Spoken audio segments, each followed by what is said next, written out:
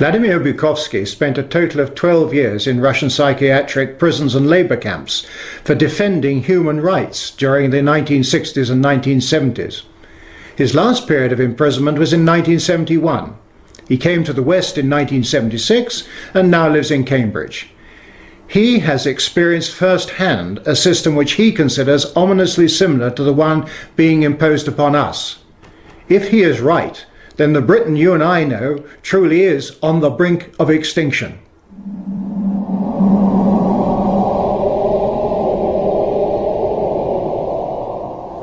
It is really puzzling to me that having just buried one monster, the Soviet Union, another remarkably similar one, the European Union, is being built. Exactly what is the European Union? Perhaps by examining the Soviet version we can get the answer. The Soviet Union was governed by 15 unelected people who appointed each other and who were not accountable to anyone. The European Union is governed by 24 people who appoint each other, meet in secret, and are not accountable to anyone, and whom we cannot sack. One might say that the EU has an elected parliament. Well, the Soviet Union had a parliament of a sort too, the Supreme Soviet, which just rubber-stamped the Politburo decisions, pretty much like the European Parliament does, where speaking time in the chamber is limited within each group and often amounts to 1 minute per speaker. In the EU, there are hundreds of thousands of bureaucrats with their huge salaries, their staff, servants, bonuses and privileges, their lifelong immunity from prosecution, which is simply shuffled from one position to another, no matter what they do or fail to do. Is this not exactly like the Soviet regime? The Soviet Union was created by coercion and very often with a military occupation. The European Union is being created admittedly not by armed force, but by coercion and economic bullying. In order to continue to exist, the Soviet Union spread itself further and further. The moment it stopped spreading, it started collapsing. And I suspect the same is true of the European Union. We were told that the purpose of the Soviet Union was to create a new historic entity, the Soviet people, and that we must forget our nationalities, our ethnic traditions and customs. The same seems to be true of the European Union.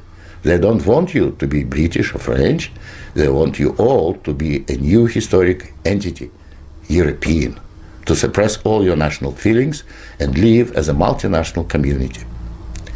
After 73 years, the same system in the Soviet Union resulted in more ethnic conflict than anywhere in the world. In the Soviet Union, one of the grand purposes was the destruction of the nation state. And that's exactly what we observe in Europe today. Brussels intends to absorb nation states so that they should cease to exist. Corruption was built into the Soviet system from top down, and so it is in the EU. The same endemic corruption activity that we saw in the old Soviet Union has flourished in the EU. Those who oppose or expose it are silenced or punished. Nothing changes. In the Soviet Union, we had a gulag. I think we have a gulag in the European Union also, an intellectual gulag known as political correctness. When anyone tries to speak their mind on questions of race or gender, or if their views differ from those approved, they will be ostracized.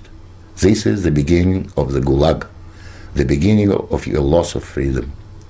In the Soviet Union, they told us we needed a federal state to avoid war.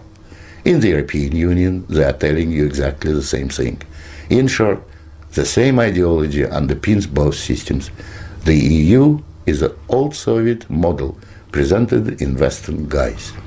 But again, like the Soviet Union, the European Union has within itself the seeds of its own demise. Unfortunately, when it collapses, and it will leave immense destruction behind, and we will be left with huge economic and ethnic problems. The old Soviet system was incapable of reform, so is the European Union. But there is an alternative to being ruled by those 24 self-appointed officials in Brussels. It is called independence. You don't have to accept what they have planned for you.